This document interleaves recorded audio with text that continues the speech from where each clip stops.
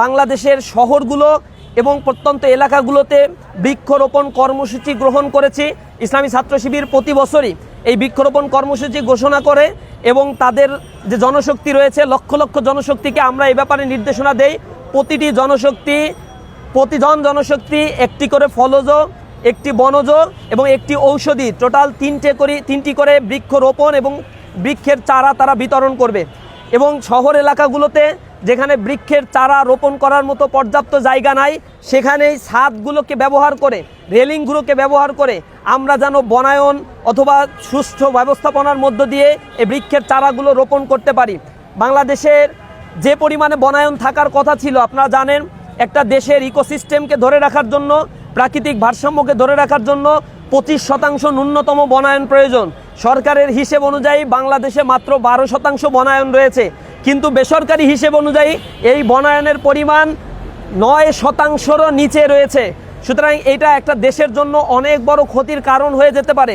বড় ধরনের প্রাকৃতিক দুর্যোগ ঘটে গেলে হাজার হাজার মানুষের জীবন নাশের আশঙ্কাও রয়েছে। সেই জায়গা থেকে জনগণকে এগিয়ে আসতে হবে।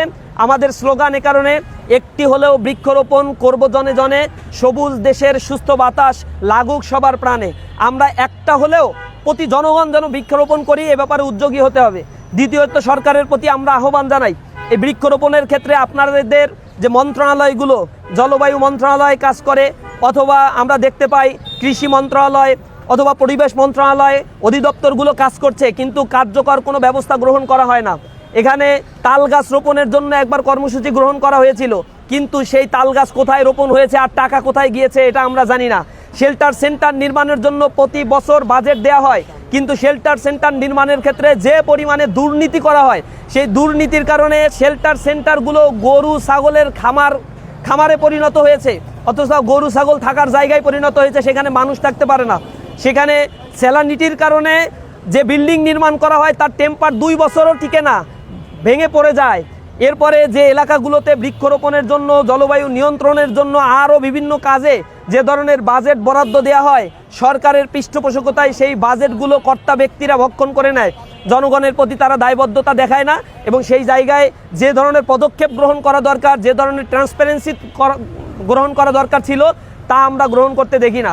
সরকারের প্রতি আমরা আহ্বান জানাই, এই দেশ আপনার, এ দেশ আমার, এদেশের সকল নাগরিকের অধিকার হচ্ছে তার বেঁচে থাকার অধিকার। সুতরাং সুষ্ঠুভাবে বেঁচে থাকার জন্য, এই আবহাওয়ার যে পরিবর্তন সেইটা ধরে রাখার জন্য আমাদেরকে চেষ্টা করতে হবে সকলেই নিজ নিজ জায়গা থেকে। আমরা সেই আহ্বান, উদাত্ত আহ্বান সকলের কাছে জানাই এবং ইসলামী ছাত্র শিবির 1 জুন থেকে 30 জুন পর্যন্ত 1 মাসব্যাপী এই বৃক্ষরোপণ কর্মসূচির উদ্বোধন ঘোষণা করছে এবং বৃক্ষরোপণ কর্মসূচি ঘোষণা করছি। আমাদের কর্মসূচির মধ্যে আমরা বলেছি প্রতি জনশক্তি এবং প্রত্যেকের কাছে কাছে গিয়ে আমরা বৃক্ষরোপণের ব্যাপারে সচেতনতা তৈরি করব, নিজে বৃক্ষরোপণ করব এবং অন্যকে বৃক্ষরোপণের ব্যাপারে উৎসাহিত করব। এছাড়াও পরিবেশ দিবসকে কেন্দ্র করে বিভিন্ন ক্যাম্পাসে পরিষ্কার পরিচ্ছন্নতা অভিযান পরিচালনা করা এবং যে ধরনের প্লাস্টিক বর্জ্যগুলো ব্যবহার করা হচ্ছে যা আমাদের পরিবেশের জন্য ক্ষতিকর, সেই প্লাস্টিক বর্জ্যের ব্যাপারে ক্যাম্পেইন করা। মাদকের বিরুদ্ধে আমাদের ক্যাম্পেইন করতে হবে। মাদক একটা সমাজের জন্য অভিশাপ। এছাড়াও বিভিন্ন ধরনের যানবাহন ব্যবহারের কারণে কালো ধোঁয়া আমাদের পরিবেশের ক্ষতি করে ফেলছে। এই কালো ধোঁয়া যাতে আমাদের পরিবেশের ক্ষতি করতে না পারে, এ ব্যাপারে কালো ধোঁয়া যে সকল যানবাহন থেকে নির্গত হয় সে সকল যানবাহনের ব্যাপারে শক্তিশালী অবস্থান নেওয়ার জন্য সরকারকে আমরা আহ্বান জানাবো এবং সারা দেশব্যাপী আমাদের এই বৃক্ষরোপণ কর্মসূচি চলবে এবং আমরা এই ক্যাম্পেইনগুলো মাসব্যাপী করব, যাতে পরিবেশের ভারসাম্য এবং সমাজের ভারসাম্য রক্ষার ক্ষেত্রে আমরা সকলে নিজ নিজ দায়বদ্ধতার জায়গা থেকে কাজ করতে পারি। আমরা আহ্বান জানাবো সরকারকেও এই ক্ষেত্রে এগিয়ে আসার।